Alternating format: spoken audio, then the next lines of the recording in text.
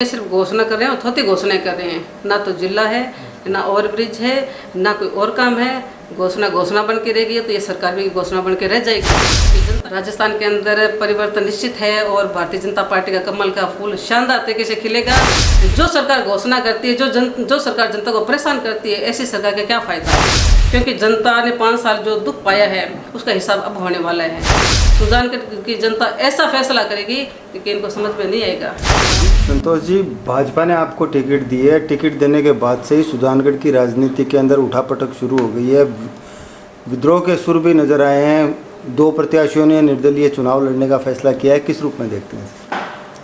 मैं आपके माध्यम से कहना चाहूँगी, जब टिकट की बात हुई थी सबने अपनी उम्मीदवारी की थी और प्रयास किया था भी हम टिकट लेके आए हैं। लेकिन टिकट मिलने के बाद में ये जो विरोध के स्वर है तो ये लाजमी है। कहीं पे भी देख लो ऐसा थोड़ा बहुत मन में मनमुटाव होता भी है, लेकिन प्रयास हमारा यही रहेगा कि हम उनको मनाएंगे और हम एक परिवार के सदस्य हैं और एक परिवार के सदस्य रहेंगे, एक जजम पे बैठेंगे। जो पूर्व विधायक मंत्री खेमाराम मेघवाल भी आपका विरोध कर रहे थे, जयपुर जाके भी प्रदर्शन किया था, तो उन कैसे एक जाजम पे लेके आएंगे सभी भाजपा? वही टिकट की पीड़ा थी। अब वही बात है ना, इतने लंबे समय से राजनीति कर रहे थे, लगातार चुनाव लड़ रहे थे और 2 बार विधायक भी रहे हैं, तो कहीं ना कहीं मन में थोड़ी पीड़ा होती है, चाहे कोई भी हो। सबका प्रयास रहता है कि भाई टिकट मुझे मिलना चाहिए, जो उम्मीदवारी करते हैं। लेकिन जब टिकट नहीं मिलता तो निश्चित तौर से थोड़ी सी पीड़ा होती है। लेकिन आज मैं आपके माध्यम से कहना चाहती हूँ कि खेमाराम जी, सम्मानित खेमाराम जी है, वो निश्चित तौर से हमारे साथ में, मैं उनसे मिल के आई हूँ और उनकी भावना हमारे प्रति है और उन्होंने मुझे आशीर्वाद भी दिया है। कहा है कि कोई घबराने वाली बात नहीं, हम सब एक हैं, एक रहेंगे। और हमारे साथ ये जो भी है जिन्होंने निर्दलीय प्रत्याशी के रूप में बात की है कि हम चुनाव लड़ेंगे, वो भी हमारे साथ में आएंगे। क्योंकि लगातार प्रदेश से हमारे जो जनप्रतिनिधि, जो नेतागण है, वो संपर्क में है और जल्द ही हम सब एक मंच पर बैठेंगे। आपका एक वीडियो वायरल हो रहा है सोशल मीडिया पे, तो उसको लेके आप क्या कहेंगे? विरोधियों को और कुछ नहीं मिला, उनको लगे ये तो लगातार बेहतर होते जा रहे हैं, तो अब कुछ ना कुछ ऐसा निकालें जिससे ये बैकग्राउंड में चले जाएं। लेकिन मैं बताना चाहती हूँ, जो वो वीडियो है वो 2018 का है, उसमें मैं कांग्रेस में थी। आज मैं एक ऐसे परिवार में हूँ जहाँ पे महिलाओं को, सभी को सम्मान दिया जाता है और उस परिवार की मैं आज सदस्य हूँ और पार्टी ने मुझ पर विश्वास जताया है। मैं आपके माध्यम से कहना चाहती हूँ कि जनता विश्वास जो मुझ पे पार्टी ने विश्वास किया है, जनता उस विश्वास पे खरी उतरेगी और मुझे जो मौका दिया है उस पे मुझे सॉलिड रखेगी।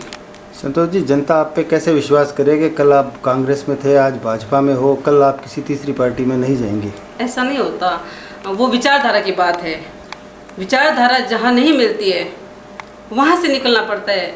मैं आपके माध्यम से कहना चाहती हूँ, जब भी कोई अपने परिवार से निकलता है मन बड़ा दुखी होता है और मेरा भी मन बहुत दुखी हुआ था, लेकिन ये किसी ने समझने की कोशिश नहीं की। मैं जिस परिवार से, मैं जब कांग्रेस में थी तो वहाँ से जब निकले तो मेरे मन को जो ठेस लगी हुई थी, किसी ने उस चीज़ को समझने की कोशिश की नहीं। लेकिन आज भारतीय जनता पार्टी ने मुझे वो सम्मान दिया है जिसके लिए मैं सदैव ऋणी रहूँगी और प्रयास मेरा यही रहेगा कि यहाँ पे सम्मान है तो मेरा आज सम्मान किया तो मेरा आगे भी सम्मान करते रहेंगे। मैं एक सच्ची सिपाही की तरह काम करूँगी और ये विश्वास दिलाती हूँ। आप किन मुद्दों को लेकर जनता के बीच जाएंगे? अगर आपको जनता चुनाव यहाँ से जिताती है तो क्या आपकी प्राथमिकताएं रहेंगी? चिकित्सा में सुधार होना चाहिए, जो शिक्षा व्यवस्था है उसमें सुधार होना चाहिए। सिर्फ थोड़ी घोषणा करके हम नहीं रहने वाले। प्रयास है, अगर कुछ कहा है तो उसको करने का प्रयास करेंगे। क्योंकि आज आप देख सकते हो कि घोषणाएं तो बहुत हुई है लेकिन पूरी कोई सी भी नहीं हुई। अपन ओवरब्रिज की बात करें तो वो भी अभी तक सिर्फ घोषणाएं रह गई। तो ये बड़ा मुद्दा है क्योंकि सुजानगढ़ की जनता इस चीज़ से बहुत ही परेशान है और हर 15 मिनट में इसका सामना भी करती है और हम भी सामना कर रहे हैं। और अपन चिकित्सा के जो शिक्षा की बात करें तो टीचर्स स्कूलों में नहीं है तो बच्चों की पढ़ाई कैसे होगी? क्योंकि अगर बच्चे नहीं पढ़ेंगे तो देश हमारा कैसे बढ़ेगा? तो और हमारे क्षेत्र में जो पानी की समस्या है सबसे भयंकर है। खारे पानी की व्यवस्था है, खारे पानी की जो समस्या है उससे जो फ्लोराइड है उससे कई दिक्कतें होती है, कई परेशानी होती है। पीने का पानी नहीं है। क्षेत्र के अंदर आप देख लो, आपने योजना की जो लाइन डल रही है उसमें भी ये कुछ बहुत गड़बड़ी कर रहे हैं और तो वो गलत बात है। जनता ने जब आपको वोट दिए तो फिर आप उनके साथ भेदभाव क्यों करते हो? आज अगर ये व्यवस्था पूरी कर लेते तो क्षेत्र के अंदर पानी की व्यवस्था हो जाती। हमारे सारे लोग आज भी परेशान हैं। ड्रेनेज योजना है, जो अपने ओवरब्रिज की बात कर रहे हैं, तो अभी तक तो मुझे कहीं कुछ नहीं दिखी। और ये ड्रेनेज की बात करें तो ये अपने केंद्र सरकार की योजना है।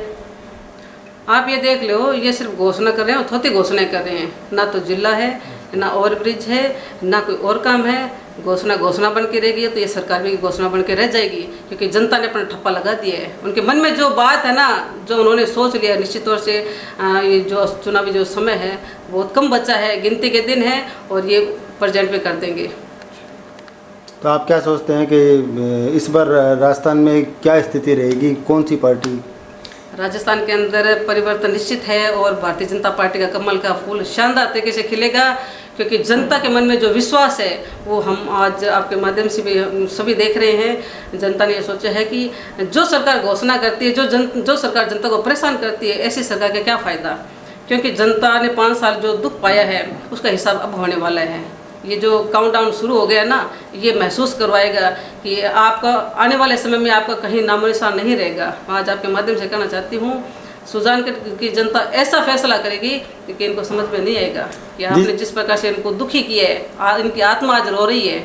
आज जिले की अपन बात करें, जिला नहीं बना, घोषणाएं की, कागज़ के फूल बरसाए, इतना ड्रामा किया गया, वो सोच के भी हंसी आती है। ड्रामा करने की क्या जरूरत? आप अपन जब 19 जिलों की घोषणा हुई थी, आप उसी समय सुजानगढ़ को जिला घोषित कर देते ताकि आज सारा काम हो जाता, लेकिन आपने नहीं किया। आप तो ये सोच रहे तो जनता को कैसे बेवकूफ़ बनाए। जनता को बेवकूफ़ बनाने का जो आपने काम किया है ना, जनता इसका मुंह तोड़ के जवाब देगी आपको। ये बड़े स्तर की बातें हैं, तो हम उतने बड़े नहीं हुए अभी तक इतनी गहरी बातों को समझ सके। हमारा ये प्रयास रहता है कि हमें यहाँ पे सुजानगढ़ से जो टिकट मिली है वो जनता ने आशीर्वाद दिया है, और हमारे जो शीर्ष नेताओं ने जो विश्वास जताया है, मैं उस विश्वास पे खड़े उतरने का पूरा प्रयास करूँगी।